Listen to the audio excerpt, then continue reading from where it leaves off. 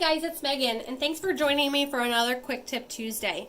Today's tip is for use with the Avaya IP Office system. I'm using my J179 phone, and I'm going to show you how you can transfer a caller directly into someone else's voicemail box. To begin, you'll need to be on an active call. As you can see, I have one here. Then press your message button. Enter the extension number, and when that name is highlighted here, simply press select. That's it. Now the caller has been dropped into the other person's voicemail box, and there's nothing left for you to do.